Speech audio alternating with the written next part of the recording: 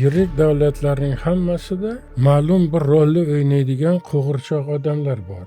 Uni bir gapi esimdan chiqmaydi Jirinovskiyni. Rus askarlari deydi, Rossiya askarlari bir kuni kelib etigini, qonini Hind okeanini qirg'og'ida yuvadi. Yuksak madaniyatli davlat hech qachon urush qilmaydi, bosqinchilik bilan shug'ullanmaydi. Zaxar va Solovyovga o'xshaganlarning g'oyalarida to'g'ridan to'g'ri bosqinchilik bor. To'g'ridan to'g'ri bosib olish va egallab qilish maqsadi turibdi. Ziyoli millatning ramzi. Bugun jamiyatimizda qo'lga kiritayotgan barcha yutuqlar ham va boy berilayotgan imkoniyatlar ham, yuz berayotgan hayotimizdagi ayrim kamchiliklar ham ziyolilarga tegishli. Davlat taraqqiyot uchun hamma sharoitni yaratib beryapti. Taraqqiyotga da'vat qiladigan kuch ziyolilar, taraqqiyotni ta'minlaydigan kuch xalq. Dunyoviy ilm fandan uzoqda qolganligimiz, Yevropaning eng bir qoloq davlati bo'lgan Rossiya bizni bosib olyapti. Amerikalik mashhur sotsiolog, faylasuf Patrik Byukenin o'zining Smert Zapada kitobida Yevropa sivilizatsiyasi tugadi deydi. Buni asosiy sababi axloqsizlik deydi, boshqa hech narsa emas. Ma'naviy qashshoqlik. Butun Yevropa qariyalar uyiga aylandi deydi Byukenin. Hatto istirobli misollar keltiradi. Beshik yasovchi ustadan ko'ra tobut yasovchi ustaning bozori chaqqon bo'lib ketdi deydi. Biz masalan 5 ta mustaqil davlat bir-birimizni suverenitetimizni hurmat qilamiz, mustaqilligimizni tan olamiz, chegaralar daxlsizligi qoidalariga rioya qilamiz, lekin xohlaymizmi yo'qmi qardoshlik tuyg'usi chegara bilmaydi. Assalomu alaykum hurmatli kuzatuvchilar. Bugun 2026-yilning eng birinchi suhbatini, podkastini sizlarga havola etyapmiz. Bugungi studiyamiz mehmonlari bevosita ustozlarimiz va albatta so'nggi kunlarda yurtimizda va umuman jahonda bo'layotgan siyosiy jarayonlardan keyin, ayniqsa mana 13-yanvar kuni o'tkazilgan Xavfsizlik kengashi yig'ilishidan keyin mana shu viloyatimizga mehmon bo'layotgan ustozimiz, siyosiy fanlar doktori, professor Narzulla Jo'rayev ustozimiz va doimiy ekspertimiz, tarix fanlari bo'yicha falsafa doktori Bekzod Abdurahimov ustozlar bilan yig'ildik va bugun ustozlar bilan kuni kecha bo'lgan Xavfsizlik kengashida ko'rilgan masalalar va umuman bu bugungi kundagi siyosiy jarayon, jahondagi siyosiy jarayonlarda bu Xavfsizlik kengashining qanchalik ahamiyatli ekanligi dolzarb masalalarning o'rtaga tashlanganligi haqida ustozlarimiz bilan suhbat qilishga qaror qildik va birinchi so'zimizni bevosita ustozimiz Narzulla Jo'rayevga beramiz. Ustoz, xush kelibsiz. Kuni kecha o'tkazilgan Xavfsizlik kengashi albatta sizni diqqat e'tiboringizda va albatta bu Xavfsizlik kengashida ko'rilgan masalalarni siz mana shu yurtimizning yangi davridagi ko'plab mana shu jarayonlarni, siyosiy jarayonlarni bevosita guvohi va ichida yurgan bir shaxs sifatida juda yaxshi bilasiz va biz istardikki mana shu Xavfsizlik kengashida ko'rilgan masalalar bugungi yangi O'zbekiston uchun qanchalik ahamiyatga ega va biz ko'rgan mana shu 91-yildan to ikkinchi hukumatgacha bo'lgan davrda bu masalalar qanday qaralardi bu masalalarga? Ana shu jihatlarga bir fikringizni bildirsangiz. Rahmat. Xavfsizlik kengashining navbatdagi kengaytirilgan yig'ilishi shu 14-yanvar Vatan himoyachilari kuni arafasida o'tkazilganini o'zining ramziy bir mazmuni bor. Siyosiy, ijtimoiy, ma'naviy, axloqiy ahamiyati bor. Sababi aynan ana shu kunda O'zbekiston qurolli kuchlari o'zining kasb bayramini nishonlaydi. Ayni paytda O'zbekistonda Vatan himoyachilari kuni faqat harbiy soha xodimlarining, xizmatchilarining bayrami emas, umummilliy bayram. O'zbekistonning har bir fuqarosi vatan himoyasi uchun mas'ul va vatan oldidagi majburiyat bilan yashaydigan to'laqonli, yuksak ma'naviyatli xalq sifatida namoyon qilishning o'ziga xos ko'rinishi bo'ldi. Mazkur kengaytirilgan kengashda kengash raisi, O'zbekiston prezidenti, O'zbekiston qurolli kuchlari oliy bosh qo'mondoni katta bir strategik ma'ruza bilan chiqdi.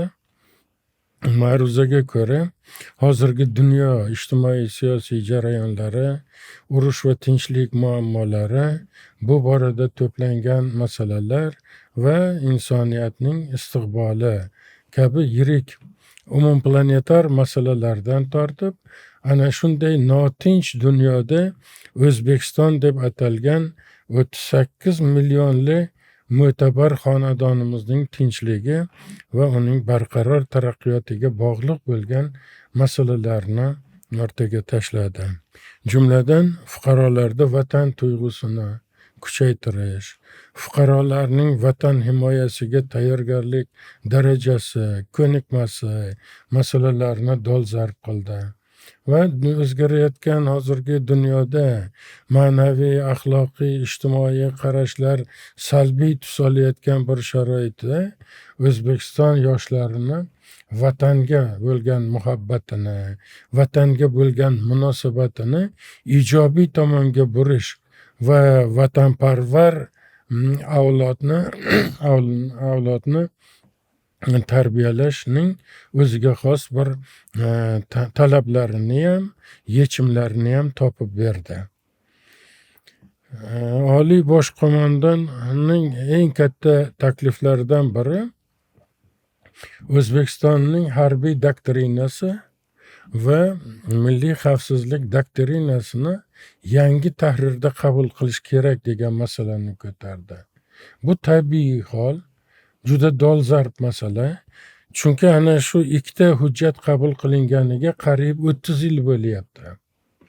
30 yil ichida zamon o'zgardi, dunyo o'zgardi, jahon siyosatining talablari, yo'nalishlari o'zgardi. Buning ustiga mustaqil O'zbekiston 30 yil ichida juda katta imkoniyatlarga ega bo'ldi va o'zini o'zi himoya qila oladigan, o'zining kelajagini asray biladigan qudratli davlatga aylandi. Endi bugungi kun ehtiyojlari nuqtai nazaridan ana shu har ikki hujjatni yangi tahrirda qabul qilish kerak. Bu tabiiy hol. Va buni o'z vaqtida prezidentimiz ko'tardi. Bu masalani endi harbiy soha, huquqshunoslar, keng jamoatchilik, fan, madaniyat arboblari ishtirokida tuziladigan bir ishchi guruh tuzilishiga olib keladi bu masala va bu har ikki hujjatni bugungi dunyo voqealaridan kelib chiqib yangi tahrirda qabul qilishga to'g'ri keladi va shunday qilinishi kerak. Keyingi masala ayni shu nimada kengashda O'zbekiston tarixida birinchi marta O'zbekiston Davlat xavfsizlik xizmati raisi bilan mudofaa vaziri ma'ruzasi ochiqdan ochiq televideniya orqali ko'rsatildi. To'g'ridan to'g'ri nima qilingan. Bu katta voqea, O'zbekiston siyosati uchun katta voqea. Harbiy hamisha sir bo'lib kelgan edi. Vaholanki bizniki xalq armiyasi bu. Xalqi vakillari ishtirok etayotgan, xalqni vakillaridan iborat bo'lgan tuzilma, qurolli kuchlar. Shu xalqning bitta bo'lagi ular. Alohida bo'lak avtonomiya emas ular. Xalqi ichida, jamiyatning ichida yashab turgan va jamiyat xavfsizligini ta'minlashni zimmasiga olgan, chegaralar daxlsizligini ta'minlash majburiyati bilan yashayotgan, mamlakatning ichki barqarorlikni ta'minlash mas'uliyati bilan yashayotganlar guruhi, tizimi ular. Demak, shu xalqni, shu jamiyatni bir bo'lagi. Ularning muammolari xalqimizning muammolari, ularning yutuqlari hammamizning yutug'imiz. Ana shu jihatdan oliy bosh qo'mondonimiz xalq bilan armiyani yaqinligini, birligini isbot qilib berdi ana shu usuli bilan. Va ikkita mas'ul shaxsning ma'ruzasini to'g'ridan to'g'ri televideniya orqali jamoatchilik diqqatiga havola qilinishi bizda ochiq jamiyat qurish, boshqaruvda ochiqlik va demokratik tamoyillarning chuqurlashib borayotganini ko'rsatadigan bir voqea deyishim mumkin. Xavfsizlik kengashi bo'lgan kun atrofida nimada internet tarmog'ida bir yuqorida siz aytdingiz-ku, demokratiyani yangi bir bosqichi, bu jarayonni efirga uzatilishi, boshqa ijtimoiy tarmoqlarda chegaralarimizni bayroqdor dronlar himoya qilayotganligi haqidagi ma'lumotlar tarqaldi. Yoki bizni harbiy salohiyatimizga tegishli bunday ma'lumotlarning keng tarqalishi, bu Xavfsizlik kengashining efirga uzatilayotganligi, shu bilan parallel ravishda endi men ustoz fikringizni bilmoqchiman. Shu kunlar atrofida adashmasam, rossiyalik bir jurnalistni fikri ham tarqaldi, Solovyovni. Uni fikrlariga va uni fikrini ortidagi masalalar va bugungi bizni Xavfsizlik kengashimizdagi qandaydir bir nima deymiz, o'ziga xoslik bormi? Siz qanday fikr bildirasiz o'sha Solovyovni nimasiga? Buni o'sha Mariya Zaxarova ham bu shunchaki bir jurnalistning fikri, shaxsiy fikr deb yana hasposhladi. Siz qanday qaraysiz bir siyosatshunos sifatida? Umuman olganda, keng miqyosda olganda, yirik davlatlarning hammasida ma'lum bir rolni o'ynaydigan qo'g'irchoq odamlar bor. Bo'ladi bular. Ular o'zini gapini davlatlar to'g'ridan-to'g'ri o'zini maqsadini ifoda qilishdan, bayonot berishdan ma'lum darajada o'zini tiygan bo'ladi. Lekin kimlarnidir tilidan aytishi ma'qul ko'radi. Bu qaysidir darajada xotirjamlikni bildiradi. Siyosiy munosabatlarda keskinlikni kamaytiradi. Bir paytlar Jirinovskiy shunaqa derdi. Uni bir gapi esimdan chiqmaydi Jirinovskiyni. Rus askarlari deydi, Rossiya askarlari bir kuni kelib, etigini, qonini Hind dengizini, Hind okeanini qirg'og'ida yuvadi deydi. Bu degani Hind okeanigacha hamma yo'qni bosib olamiz degani-da. Birinchidan aqlga sig'maydigan gap. Lekin ikkinchidan bir qaysidir darajada butun dunyoda odamlarni chalg'itish, turli talvasaga, tahdidga olib borish, taraqqiyotga shu yo'l bilan xalaqit berishning usullaridan biri bu. Keyingi yillarda Zaxarova degan xonim ancha Til masalasida ayniqsa. haligi qo'poruvchilik, tajovuzkorlik shaklidagi fikrlarni o'rtaga tashladi. Yaqinda endi shu kunlarda Solovyov degani paydo bo'ldi. Aslini olganda ular hech kim emas. Ular faqat ma'lum darajada uni siyosiy chayqovchilar deyish mumkin, siyosiy ig'vogarlar deyish mumkin. O'zini millatini go'yoki qudratini ko'rsatmoqchi bo'ladi. Aslini olganda millatini, davlatini ojizligini ko'rsatadi. To'g'ri, u davlatlar harbiy salohiyat nuqtai nazaridan dunyoning sanoqli davlatlari hisoblanadi. Lekin bugungi sivilizatsiya davlatlarni harbiy salohiyati yoki iqtisodiy siyosati bilan baholamaydi. Uni ma'naviy qudrati bilan, uni xalqining ma'rifatlilik darajasi bilan, madaniyati bilan baholaydi. Ana shu nuqtai nazar o'zini davlatini ojizligini ko'rsatdi. Urush qilish ojiz odamning ishi. Meni nazarimda bir mutaxassis sifatida aytishim mumkinki, urush qiladigan, urushni xohlaydigan davlat u o'zini ojizligini yoki yovvoyi siyosiy pozitsiyada ekanligini ko'rsatadi. Yuksak madaniyatli davlat hech qachon urush qilmaydi, bosqinchilik bilan shug'ullanmaydi. Amir Temur davlatchiligini esga oling, quruqlikning 3/1 egalladi. Lekin u urush qilib emas, urush qildi. U adolatli urush qildi. Urush qiladigan davlati xalq manfaatini himoya qildi. O'sha xalqning manfaatini yangi tizimga solib, o'sha xalqning taraqqiyotini ta'minladi. Bosib olgan joyda o'zini o'g'lini yo amakisini podshoh qilib qo'ygani yo'q-da. Mahalliy hokimlar. O'sha bosib olgan joyning o'zini odamini, mahalliy o'zini podshohlarini topib qo'ydi. Bundan ortiq adolatli urush bo'lmaydi. Bu mana bu Zaxar va Solovyovga o'xshaganlarning g'oyalarida to'g'ridan-to'g'ri bosqinchilik bor. To'g'ridan-to'g'ri bosib olish va egallab qilish maqsadi turibdi. Lekin bitta hayotning hozirgi jarayonlarning borishidan kelib chiqadigan mantiq bu cho'pchak gaplar. ertakka o'xshagan gaplar. Masalan, man Rossiya Markaziy Osiyoni bosib olishiga ko'zim yetmaydi. Nima sababdan? Harbiy jihatdan qudratli, xohlaydi bosib olishni. Lekin agar u bosib olishga harakat qilsa, dunyo qo'zg'aladi. Dunyo uni tutib yuborishi mumkin bo'lgan davlatlar bor atrofimizda. Xitoyga o'xshagan. Xitoy ham. Hatto Amerika Qo'shma Shtatlari ham Markaziy Osiyoga Rossiya bir hujum qiladigan bo'lsa qarab o'tirmaydi.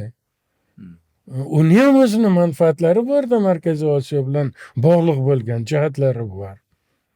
Shuning uchun men ko'zim yetmaydi. Faqat bular ig'vogarlik, Markaziy Osiyo xalqlariga tahdid qilish, ularni tanlagan yo'lidan og'darish, taraqqiyotga ma'lum darajada ta'sir o'tkazib, taraqqiyotimizni susaytirish bilan shug'ullanishi mumkin. Bundan ortig'iga borolmaydi. Bundan ortiq natijaga ham erisha olmaydi. Lekin bitta katta ishonch bor. Bizning xalqimiz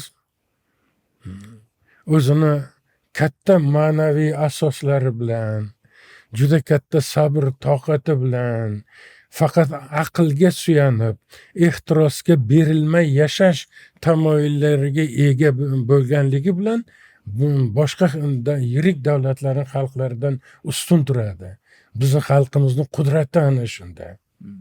Biz qurol bilan emas, biz aql bilan, ma'rifat bilan yengamiz har qanday dushmanimizni.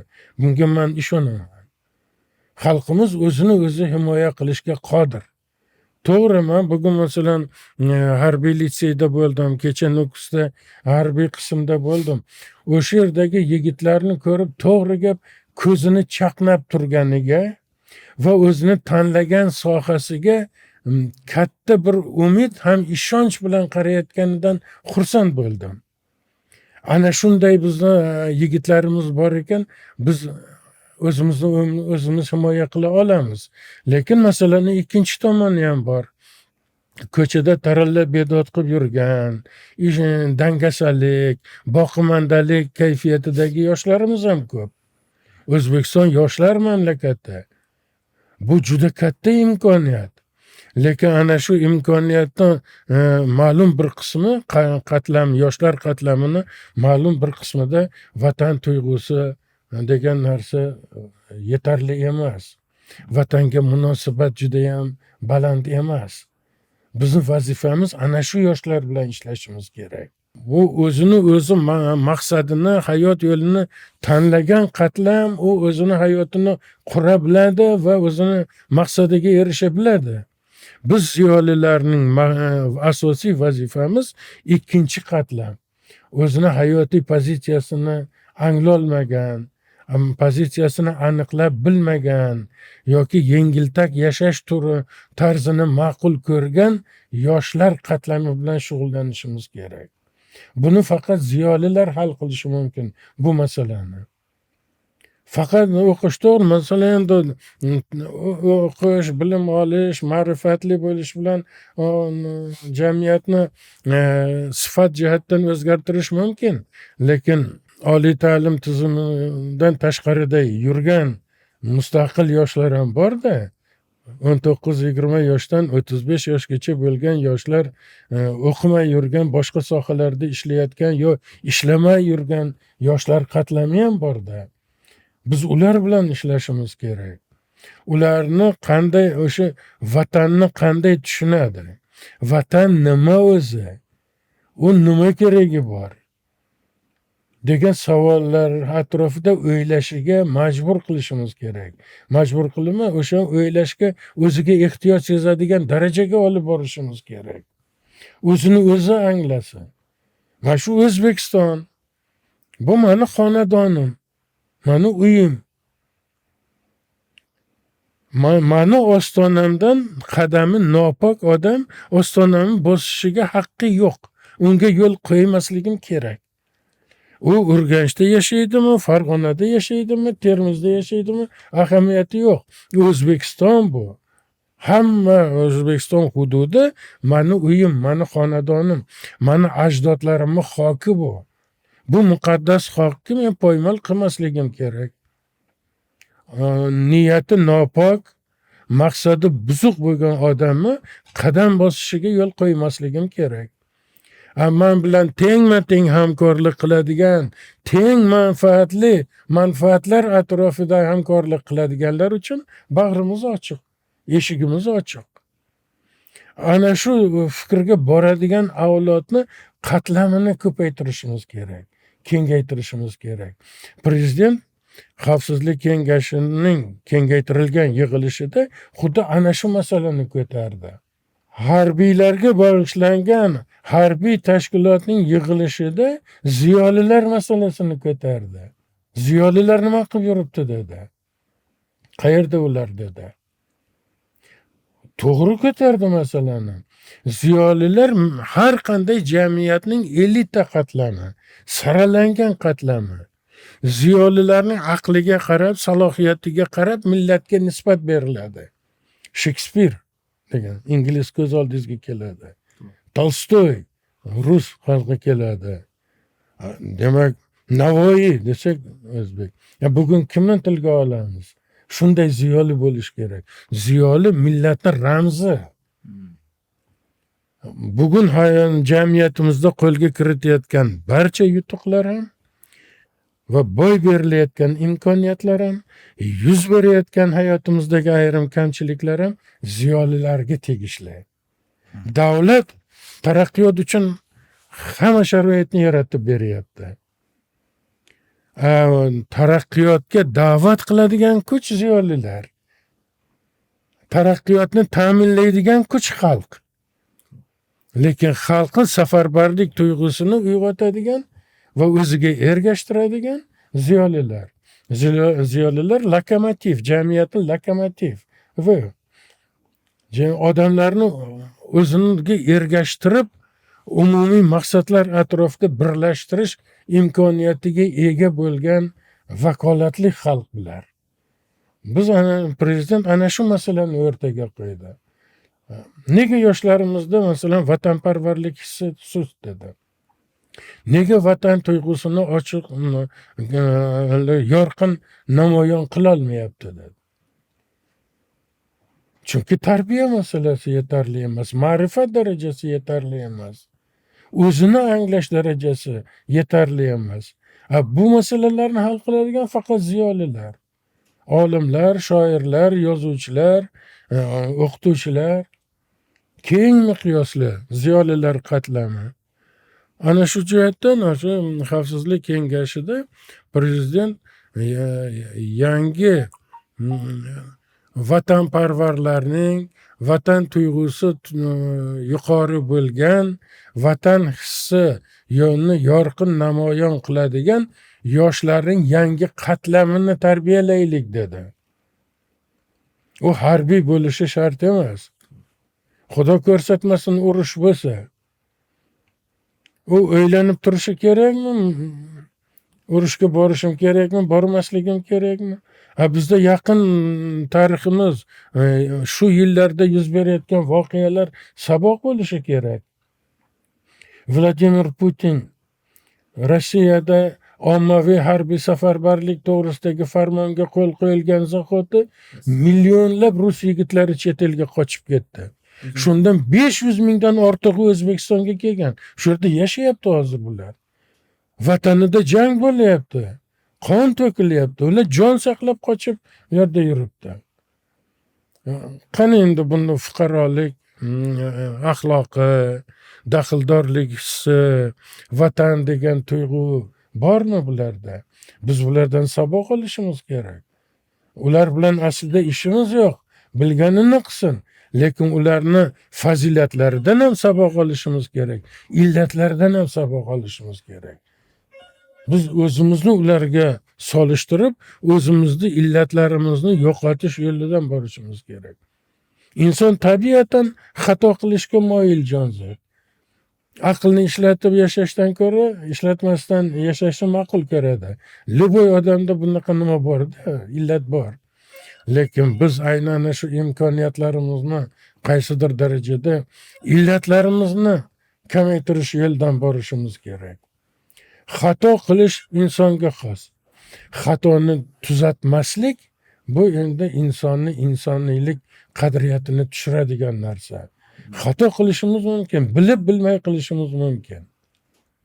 Yo ataylab qilishimiz mumkin.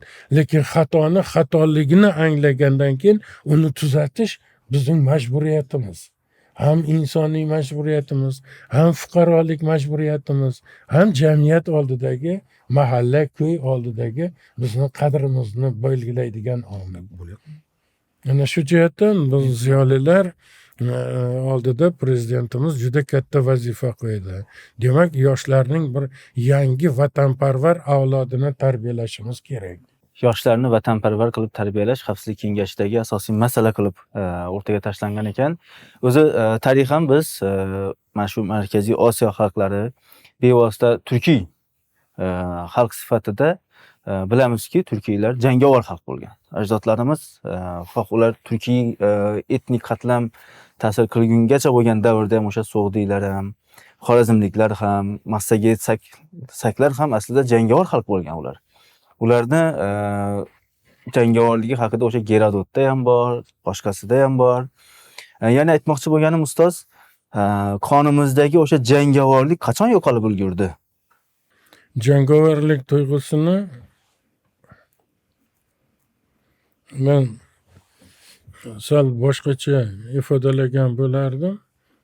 Jangovarlik hissi bu dushmanga nafrat hissi.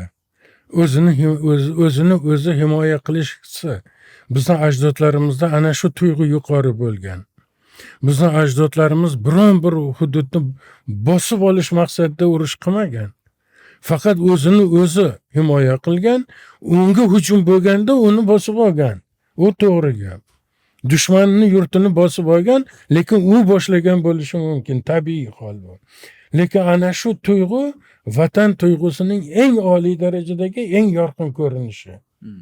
Hozirgi yoshlarimizda, umuman ijtimoiy hayotda ana shu jangovarlik hissi, o'zini o'zi himoya qilish tuyg'usining susayib ketishi nazarimda zamonaviy sivilizatsiyaning mevalari. Zamonaviy sivilizatsiya sharoitida madaniyatlararo integratsiya chuqurlashib ketdi-da. Ommaviy axborot vositalari, internet, kompyuter texnologiyasi hayotimizga kirib kelgani sari axborot almashuv jarayoni tezlashib ketdi. Amerikalik mashhur sotsiolog, faylasuf Patrik Buchanan o'zining Smert Zapada kitobida Yevropa sivilizatsiyasi tugadi deydi. Endi u bir necha yillar inersiya bilan yashashi mumkin. Sivilizatsiya boshqa mintaqaga ko'chadi deydi. Buni asosiy sababi axloqsizlik deydi. Boshqa hech narsa emas deydi. Ma'naviy qashshoqlik deydi. Hozirgi Yevropa qizlari ona bo'lishni xohlamayapti. Yevropa yigitlari ota bo'lishni xohlamayapti. Dunyoga bir marta kelgan ekanman, nima qilaman farzandni dunyoga keltirib. Yoshligimning 15-20 yilini bola tarbiyasiga bag'ishlab, umrimni u uchun o'tkazishim to'g'ri keladi. Bir marta dunyoga keldim, bolani keragi yo'q, ayshi ishrat bilan hayotimni o'tkazishim kerak. Armonsiz yashashim kerak. Ana shu tuyg'u umummilliy turmush tarziga aylandi deydi. Yevropada 50 dan ortiq mamlakatda aholi o'sishi ayanchli ahvolga borib qolgan. Butun Yevropa qariyalar uyiga aylandi deydi Buchanan. Bu meni gapim emas. Hatto istirobli misollar keltiradi. Beshik yasovchi ustadan ko'ra tobut yasovchi ustaning bozori chaqqon bo'lib ketdi deydi. Ular tobuti bilan ko'madi-ku, yashigi bilan. To'g'ri. Tug'ilishi yo'q, o'lim ko'pda. Bu juda katta fojia. Ana shu illat yer sharini qamrab olyapti. Jumladan Markaziy Osiyoga, O'zbekistonga ham kirib kelyapti bu illat. hayotini faqat xushchaqchaqlik, ko'ngli tusaganicha o'tkazish kayfiyati kuchayib boryapti. Yana bir amerikalik mashhur olim Fransua Fukuyama "Konets istoriyi и последний человек" degan kitobida aytadiki, insoniyat tarixi tugadi deydi.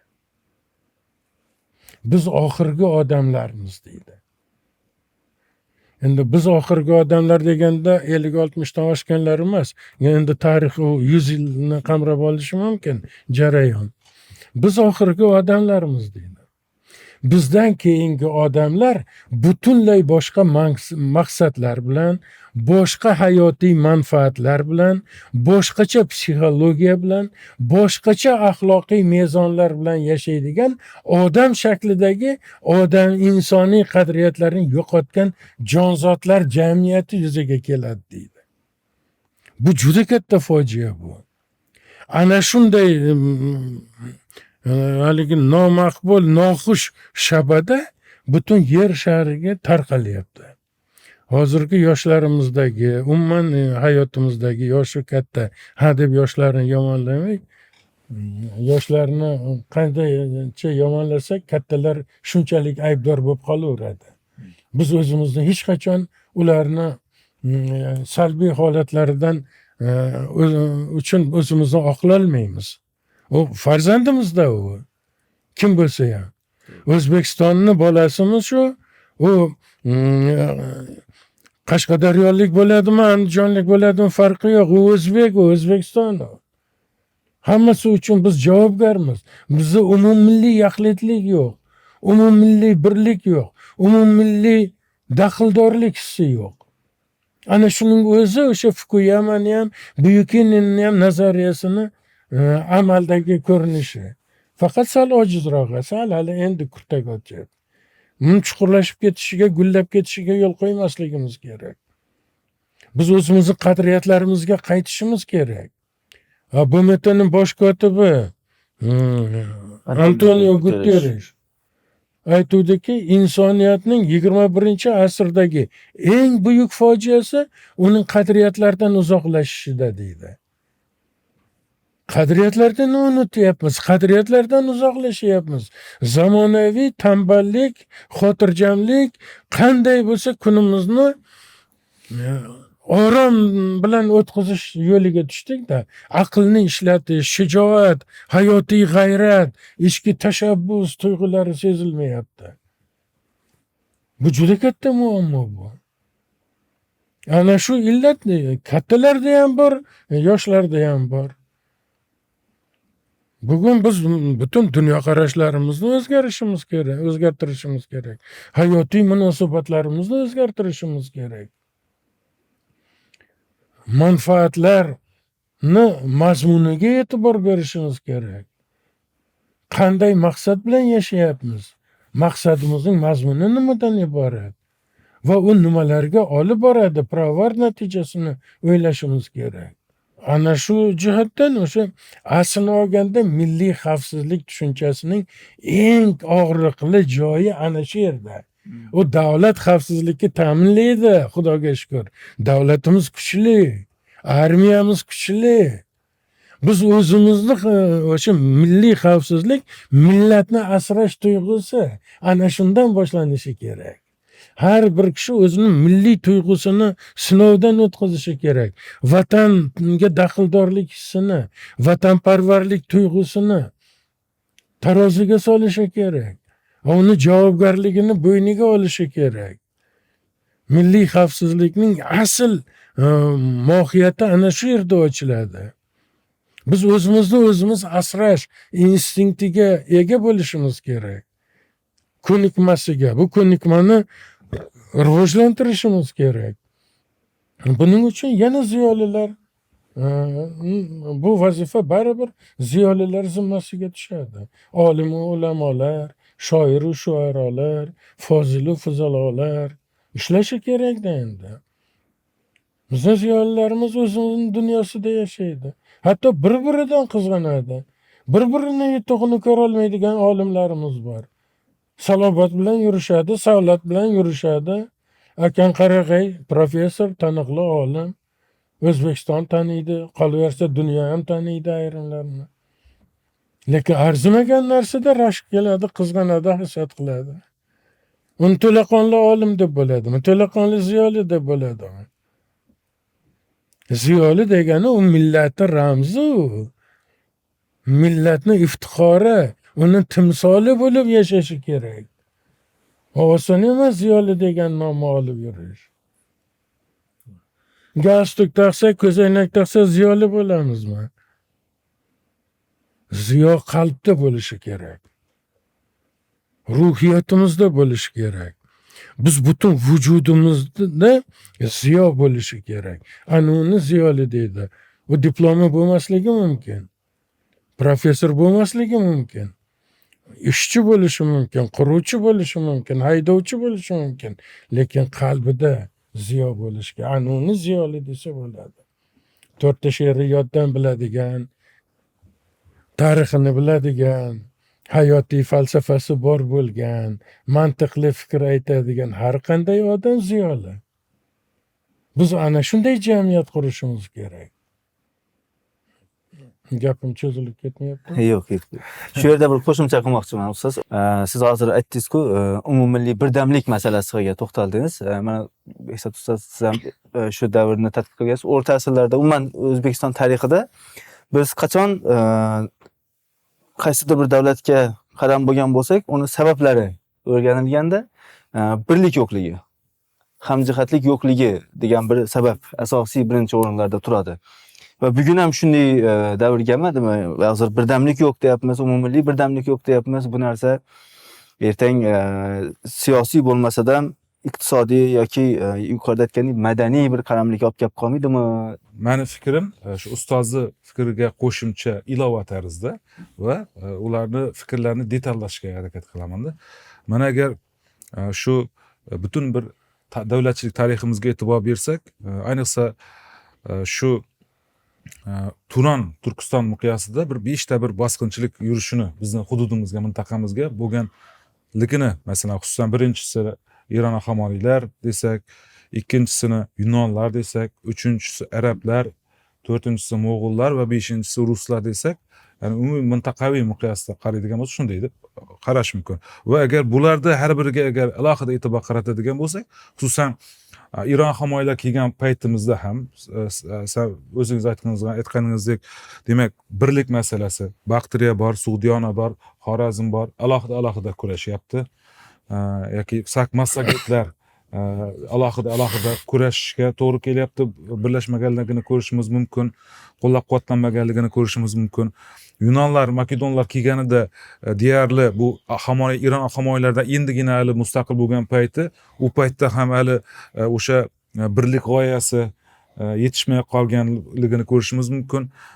Demak, arablarni kirib kelgan davri 6-asr, 7-asr va 8-asrda qaraydigan bo'lsak, u paytda ham deyarli mana Xorazmni olamizmi, Mo'g'ul nahridagi alohida mustaqil, deyarli yarim mustaqil va o'sha Turgash xaqonligi, undan oldingi xaqonliklar ham deyarli bir markazlashgan-u, lekin amalda deyarli o'sha tarqoq hududlardan iborat bir shaklda bo'lganligini va bu yerda ham o'sha birlik, birdamlik, birgalikda kurashish demak bo'lmaganligini ko'rishimiz mumkin. Tarix guvohlik bermoqda.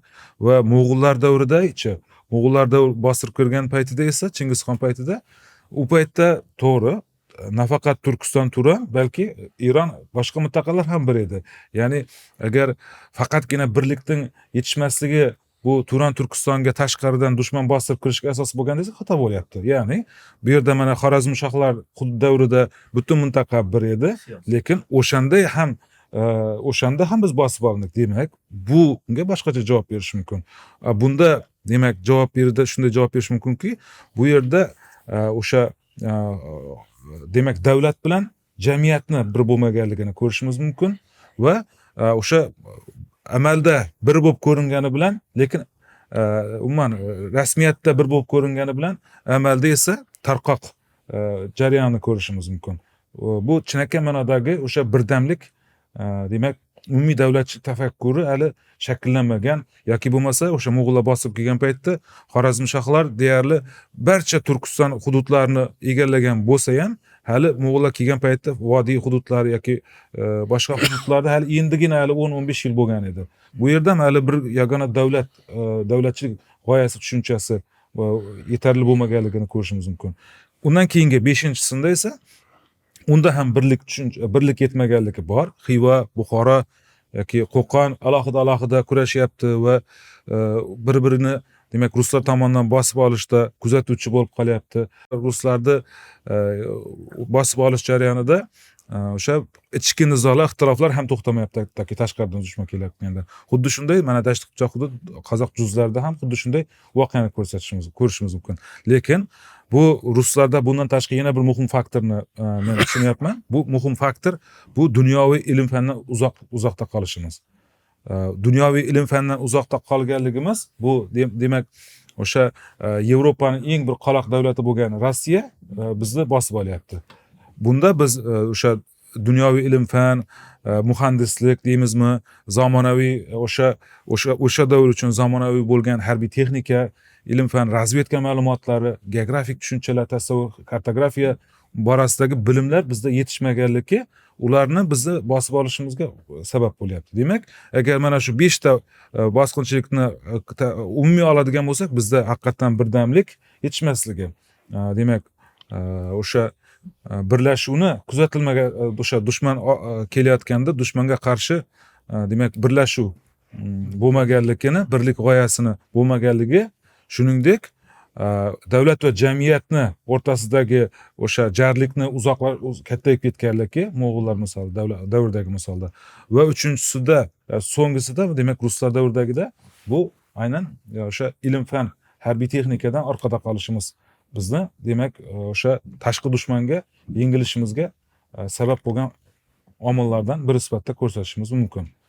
Va bugun ham bu narsani nima demoqchiman? Bu kelajakda demak biz o'sha tarixdan mana shu davrlarda biz yuqorida ta'kidlangan Markaziy Osiyoni, Turan, Turkiston hududlari, ajdodlarimiz mana shu zaminni himoya qilish uchun avvalambor bu birdamlik g'oyasi muhim ekan va avvalambor birdamlik g'oyasidan tashqari ikkinchisi muhim faktor bu aytgandek dunyoviy ilm fanni biz mana deyarli Xitoy deymizmi yoki NATO davlatlari, AQSh va boshqa davlatlarda mana o'sha harbiy texnika borasida nima deydi, sun'iy intellekt bilan o'sha robotlar vositasida kurash jarayoni kelmoqda. Mana kelasi tez orada odam bilan kurashmaydi, odamlar yaratgan robotlar bir-biri bilan kurashadigan davr kelyapti.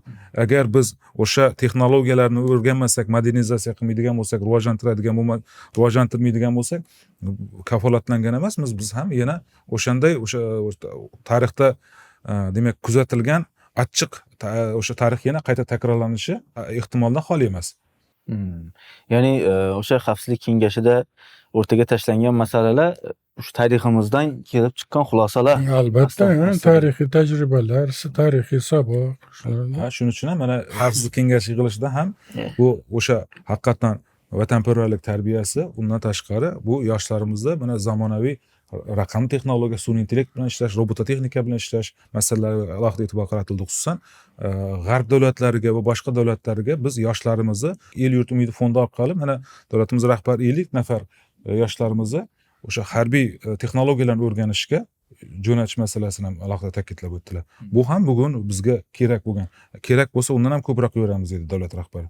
Ham yana bir ma'lumotni undan oldinroq chiqqan ma'lumot endi bizada esingizda bo'lsa o'tgan yillari 1 million dasturchi degan loyiha ishlagandi Saudiya Arabistoni bilan. Endi Saudiya Arabistoni bilan yana adashmasam 5 million sun'iy intellekt mutaxassisi degan dastur ilgari surilyapti. Bu ham siz aytgandek zamonaviy ilm fanni kiritish.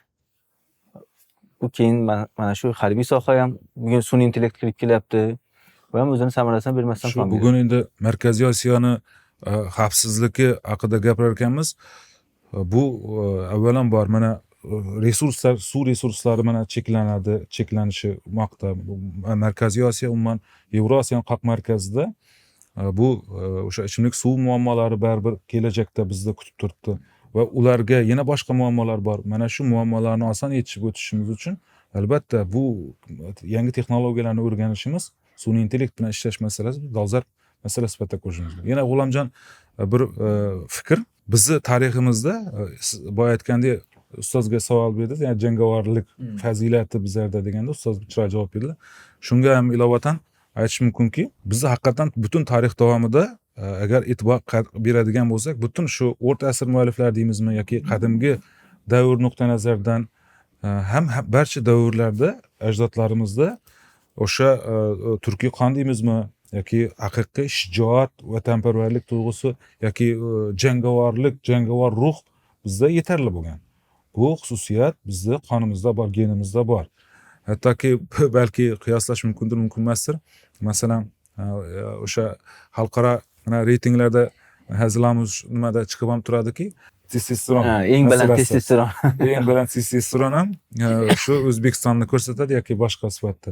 To'g'ri, bu o'sha biologik bir tushunchalar bo'lishi mumkin, lekin agar buni ichini qaraydigan bo'lsak, bu yerda ham fazilatlarga qaraydigan bo'lsak, bu yerda ham haqiqiy o'sha testosteron kuchli ko'p bo'lgan odamda bu birinchidan tashabbuskorlik kuchli bo'ladi, ikkinchida shijoat bo'ladi, liderlik qobiliyati bo'ladi, tashabbusdan qo'rqmasdan chiqarish nimasi bo'ladi, qo'rqmasdan debatga kirish o'sha nimasi kuchli bo'ladi va bu jarayonlarda ana shu jarayonlar bizlarda demak tug'ma tabiatdan bizda bor bu va bugun ham bor bu narsa. Demak, aynan bu jihatdan qaraydigan bo'lsak ham bu qadimdan bu turkiy qon bizda bo'lgan yetarli. Faqatgina lekin boya aytganimizdek bu jihatni o'zi, jangovarlikni o'zi yetarli bo'lmaydi. Mana 19-18-asrda ruslar bosib kelgan paytda ham shu biz o'sha testosteron yetarli edi, lekin jangovar ruh bor, lekin harbiy texnologik bilimlarimiz yetarli emas edi. Masalan, shuning uchun faqatgina bu ruhiyatni o'zi yetarli emas ekan. Jangovarlik tuyg'usi bilan o'shanga atrofida zarur bo'lgan omillar bor. Masalan, biz bilamizki, Ikkinchi jahon urushidan oldin biznikilar harbiy xizmatga yo'llanmagan. To'g'rimi? Harbiy xizmatga yo'llanmagan.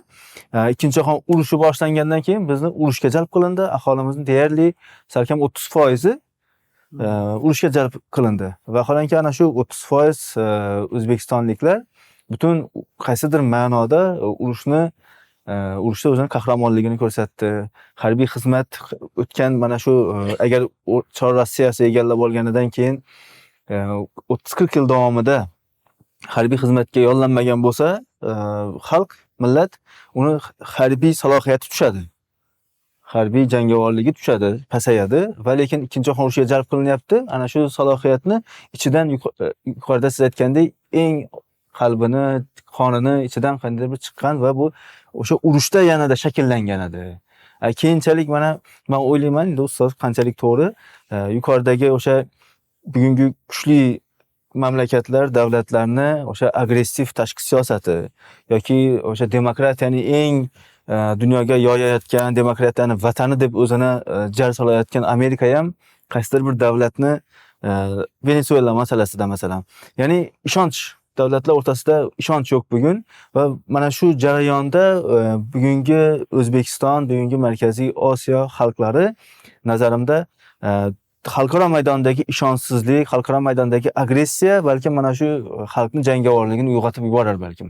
Bu aytgandek, bu jarayonda shakllanadigan, masalan, Ozarbayjon bilan Armaniston o'rtasidagi agar o'sha Qorabog' masalasi bu borasidagi urushda necha kunlik urush bo'ldi-ku, urushda ko'radigan bo'lsak, butun o'sha bu tabiiy hodisa, ya'ni inson psixologiyasida sodir bo'ladigan muhim bir jarayon bu. Avvalambor mana yurtimga agar dushman bosib keladigan bo'lsa, bu o'zini himoya qilish instinkti ishlab ketadi bu tabiiy holda va bu jarayonda demak menimcha nima bo'ladi. Lekin har holda bugun mana davlatimiz rahbari mana shu Markaziy Osiyo birdamligi borasidagi tashabbuslari bu favqulodda, hali men bilishimcha hech qaysi bir mintaqani mana shu integratsiyalashuvda bu qisqa muddatda mana bir qariyb 9-8 yil mobaynida bugun bir shu darajada bir jips bo'ldikki, lekin qaysidir boshqa bir mintaqalarda hali 9 yil ichida bu darajadagi Hamjihatlik. integratsiya hamjihatlik kerak bo'lsa u nuqtadan bu nuqtagacha nimasi o'sha bir muhim bir voqealik bo'ldi deb aytmoqchiman. Shuning uchun bu o'zi ham katta gap demoqchimanda. To'g'ri. Qozog'iston, Qirg'iziston, Tojikiston, O'zbekiston bu nimaga integratsiyaga faol aralashib turibdi. Lekin shu Turkmaniston masalasi sal nimaroq integratsiyadan meni nazarimda. Turkmaniston betaraf pozitsiyada turadi doim. Lekin har qanday sharoitda shu bitta makonda emas. Taqdirimiz birda baribir. Biz masalan 5 ta mustaqil davlat bir-birimizni suverenitetimizni hurmat qilamiz, mustaqilligimizni tan olamiz, chegaralar daxlsizligi qoidalariga rioya qilamiz. Lekin xohlaymizmi yo'qmi, qardoshlik tuyg'usi chegara bilmaydi. U baribir sog'inch tuyg'usi bor. Tarixan bir makonda yashagan xalqmiz.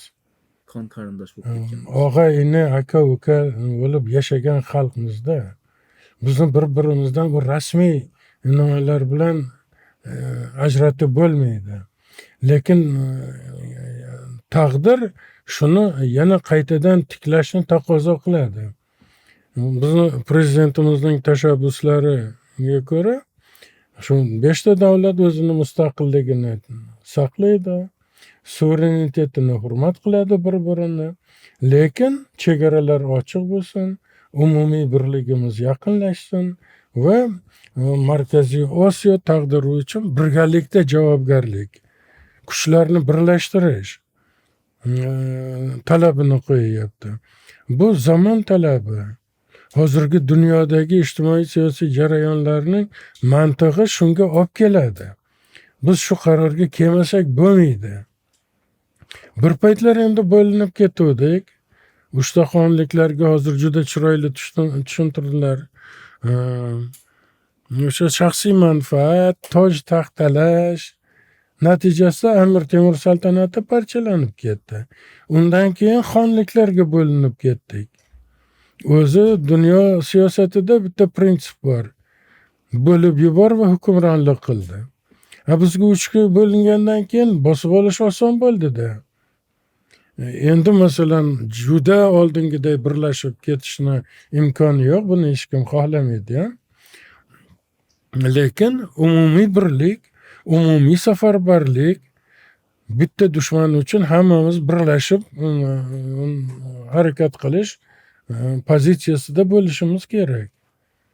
Markaziy Osiyo hammamizning taqdirimiz, hammamizning kelajagimiz bilan bog'liq bo'lgan makon. Uni bir-birimizdan ajratib bo'lmaydi buni. Hayotning o'zi, jarayonning o'zi shuni taqozo qiladi. Shuning uchun biz o'sha Markaziy Osiyo birligi g'oyasini qo'llab-quvvatlashimiz kerak. Qancha kuchlar birlashsa, shuncha kuchimiz, qudratimiz oshadi. Bu tabiiy hol bu. Katta va kichik vatan tushunchasi. Markaziy Osiyo katta vatan tushunchasi bo'ladi-da endi agar shunday bo'ladigan bo'lsa. Vatanimiz edi. Endi hozir taqdir taqozosi bilan bo'linib ketdi. Lekin o'sha tuyg'u yashayapti-da hozir ham. Qardoshlik tuyg'usi, vatandoshlik tuyg'usi bor-da. O'lgani yo'q. O'lmaydi ham. Turkistonda ham, Ashgabatda, Dashovuzda ham biz o'zimizni o'z uyimizda yurgandek his qilishimiz kerak nazarimda. Shunday. Nazarimda ustozlar Xavfsizlik kengashi bilan bog'liq masalalar, ularning bugungi kundagi dolzarbligi, ahamiyati haqida men o'zim ham va bizni kuzatuvchilarimiz ham o'zlariga yetarli va kerakli ma'lumotlarni oldilar. Agar kimdadir qandaydir savollar yoki fikrlar bo'lsa, kuzatuvchilarimizdan so'rab qolar edik, izohlarda qoldirsangiz va mana shu suhbatimizga o'z fikrlaringizni bildirsangiz. Ustozlar, tashrifingiz uchun, fikrlaringiz uchun minnatdorchilik bildiramiz. Katta rahmat. Salomat bo'linglar. Rahmat. Sog' bo'ling.